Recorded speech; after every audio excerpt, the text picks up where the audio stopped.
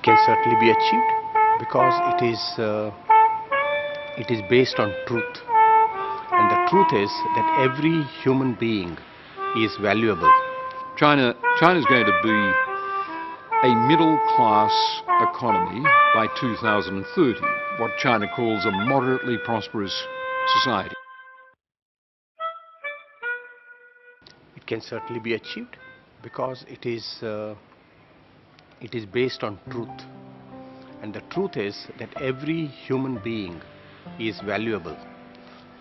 There is no human being who is by birth higher and some human beings that are lower, some countries that are higher and some countries that are lower. That does not happen. Every human being, every country, big or small, they all have the same status. And therefore, when we talk of well-off society, it means that all human beings should have their basic necessities met, their basic human needs met. And when people have equal opportunities, then each individual will grow to his or her full potential. I think it is achievable. It's not a utopia.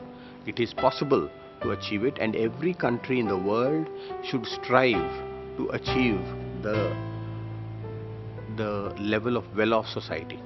Well, the government has ambitious objectives to raise or double per capita income over the next 5 years. I think the goal is achievable. It will not require, however, China to return to the rapid 10% growth of the 1980 to 2010 period. I think this can be achieved with the government's new targets of about 6 to 6.5% growth.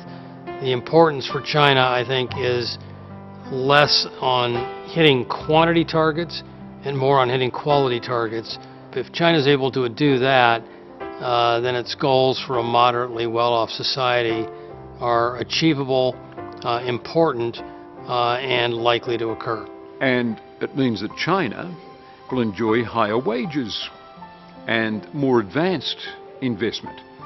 I know this is happening in China already because we see it on the streets of Australian cities. Chinese tourists turn up, middle-class tourists, with a lot of dollars in their pockets, and they spend big.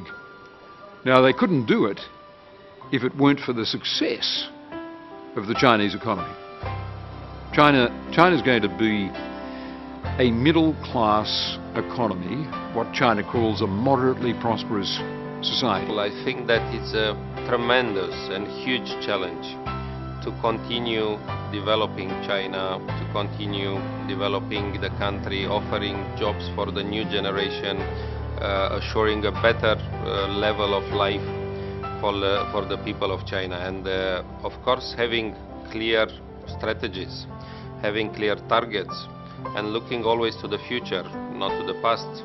It has been the best decision taken by the leadership of the country. And to appreciate once again that the political leadership has changed China and the life of the Chinese people, not like 95 years, but maybe like 200, 300 years. And this is really great, and that's why now China is such an important and respected actor on the international stage. Because a country, a people, and even the world needs leadership, needs to show that there is a strategy, there are goals to be achieved, and then if this strategy and these goals are positive, the people will follow and will be satisfied of.